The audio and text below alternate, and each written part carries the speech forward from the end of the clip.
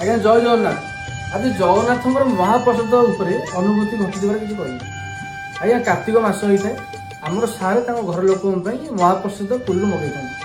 ମହାପ୍ରସାଦଟି ଆସିବାରୁ ବିଳମ୍ବ ହେବାରୁ ସାର୍ ଆମକୁ କହିକି ଗଲେ କି ତୁମେ ତୁମ ଭିତରେ ମହାପ୍ରସାଦଟି ସେବନ କରିଦେବ, ଏତେ ରାତିରେ ମୋ ଘରୁ ପଠେଇବା ଦରକାର ନାହିଁ। ମହାପ୍ରସାଦ ଆଜ୍ଞା ଆସି ପହଞ୍ଚିଲା ରାତି 9ଟାରେ। ସେତିକିବେଳେ ଆମ ଲୋନି ସାର୍ ଆମକୁ କହିଲେ କି ଏ ମହାପ୍ରସାଦଟି ଆମେ ଗୋଟେ ମାଉସୀ ଜଣଙ୍କୁ ଦେବା। ସେ ମାଉସୀ ଜଣଙ୍କୁ ଦେବା, ସେ ମାଉସୀ ଜଣକ ପାଇଲେ ବହୁତ ଖୁସି ହେବେ। ମୁଁ ସାର୍ଙ୍କୁ ପଚାରିଲି ସାର୍ ମାଉସୀ ଜଣକ କିଏ?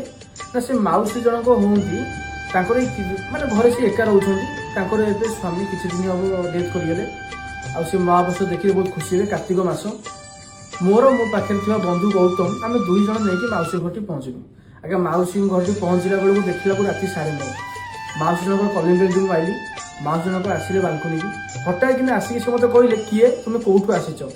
ମୁଁ ମାଉସୀ ଜଣକୁ କହିଲି କି ମୋତେ ଲୋନି ସାର୍ ପଠେଇଛନ୍ତି, ମୁଁ ଆପଣଙ୍କ ପାଇଁ ମହାପ୍ରସାଦ ନେଇକି ଆସିଛି। ହଠାତ୍ କିନା ସେ ମାଉସୀ ଜଣକ କହିଲେ କି ମୁଁ ତ କାହାକୁ ମହାପ୍ରସାଦ ମଗେଇ ନଥିଲି କି କାହାକୁ କହିନଥିଲି, ତ ମୋ ପାଖକୁ ଆସିବ କାହିଁକି?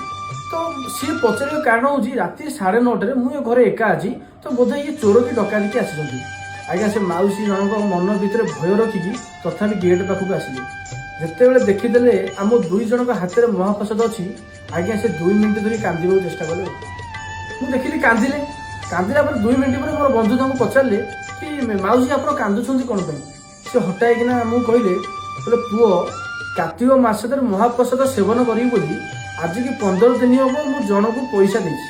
ସେ ଲୋକଟି 15 ଦିନ ହେବ ଆଜି କାଲି ପହରଦିନ ଆଣିବି, ଏମିତି ଦିନ ଉପରେ ଦିନ ଗଡ଼େଇ ଚାଲିଛି। ମୁଁ ଆଜି ମୋ ମନ ଏତେ କଷ୍ଟ ଲାଗିଲା, ମୁଁ ସେ ବ୍ୟକ୍ତି ଜଣଙ୍କୁ କହିଲି କି ମୋର ମହାପ୍ରସାଦ ଆଣିବା ଦରକାର ନାହିଁ, ତୁ ସେ ପଇସାଟି ରଖିଦେ। ମୁଁ ମନ ଭିତରେ ଅଭିମାନ ଥାଏ, ରାଗ ବି ଥାଏ କି ମୁଁ କି ଏମିତି ପାପ କରିଛି, ଯଦି ମୁଁ ଏକା ଲୋକ ଜଗନ୍ନାଥ ପାଖକୁ ଯାଇପାରୁନି ତାହେଲେ କ'ଣ ମୁଁ ପ୍ରସାଦ ଖାଇବାକୁ ବଞ୍ଚିପାରିବି? ମୁଁ ଜଗନ୍ନାଥଙ୍କ ଭିତରେ ସନ୍ଧ୍ୟାବେଳେ ଧୂପ ଦେଲି, ସେଥିପାଇଁ ମନ ଭିତରେ କହୁଥାଏ, ମନ ଦୁଃଖ ବି ମୋର ଥାଏ, ଗାଳି ବି ମନେ ମନେ କରୁଥାଏ। ସନ୍ଧ୍ୟାବେଳେ ମୁଁ ମୋର କନ୍ଦିଟା ଖାଇକି ଶୋଇଲା ବେଳକୁ ତୁମେ 2 ଜଣ ଆସି ପହଞ୍ଚିଲେ।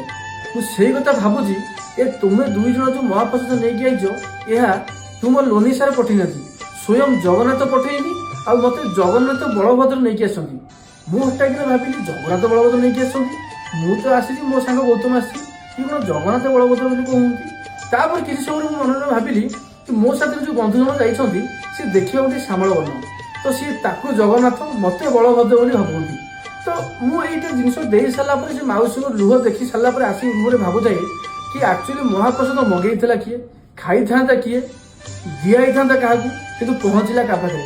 ହଠାତ୍ କିନା ସାର୍ଙ୍କ ମାଇଣ୍ଡରେ କ'ଣ ପାଇଁ ଆସିଲେ ସେ ମାଉସୀଙ୍କ କଥା? ସାର୍ ତ ଆଣିଥିଲେ ହେଇପାରିଥାନ୍ତା, ମୁଁ ସେ ଅଭଡ଼ା ଖାଇପାରିଥାନ୍ତି, ମୁଁ ମୋ ଘରକୁ ନେଇପାରିଥାନ୍ତି, ହେଲେ ସେ ମାଉସୀଙ୍କ ପାଇଁ ଗଲା କେମିତି? ତ ଆଜ୍ଞା ଜଗନ୍ନାଥଙ୍କର ଇଚ୍ଛା ନହେଲେ କିଛି ହେଇପାରିବନି। କଥାରେ ଅଛି କି ଯାହା ମନ ଜଡ଼େ ତା ପ୍ରଭୁ ସଡ଼େ।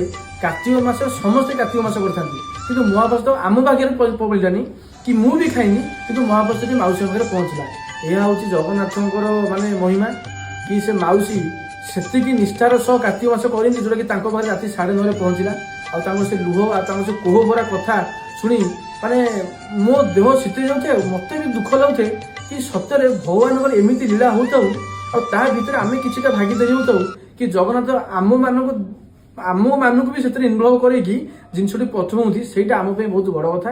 ଆଜ୍ଞା ଏହା ହେଉଛି ଜଗନ୍ନାଥଙ୍କ ମହାପ୍ରସାଦ ଉପରେ ଘଟିଥିବା ଆମର ଅନୁଭୂତି। ଜୟ ଜଗନ୍ନାଥ।